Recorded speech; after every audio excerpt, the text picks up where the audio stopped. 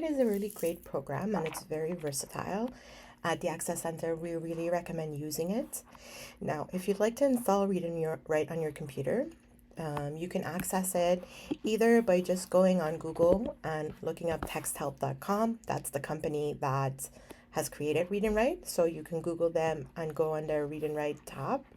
Or you can access it through your Omnibox. It's under the Student Services tab. So if you click on Read&Write, it will take you again to instructions on how to install Read&Write.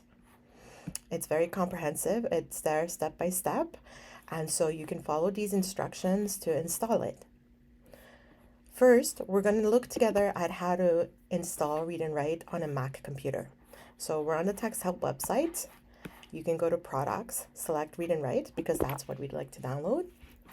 And if you scroll down, try Read&Write. This is where you click and you select your operating system. So I want to install it on a Mac. That's what I will select and it's going to download. So we'll give it some time to download.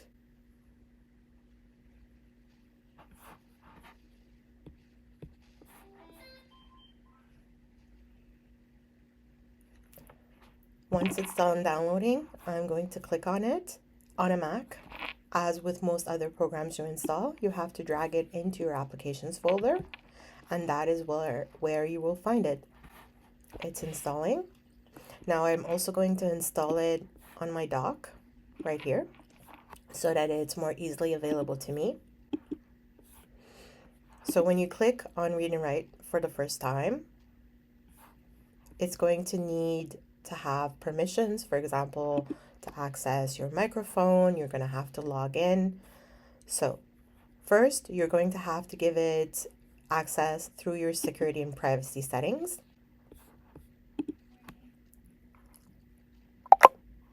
Put in your password and give Read&Write access.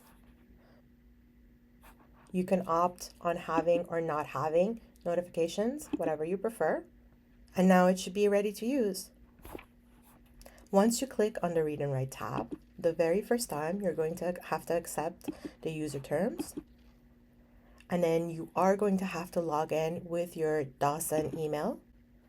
That's because Read&Write is not a free subscription.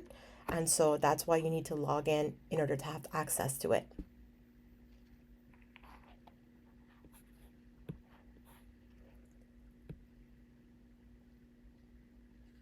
This login process is really only for the first time you install it. After that, it is going to log you in automatically. As you can see right here, I'm now logged in. And that's basically it. That is how you install Read&Write on your computer.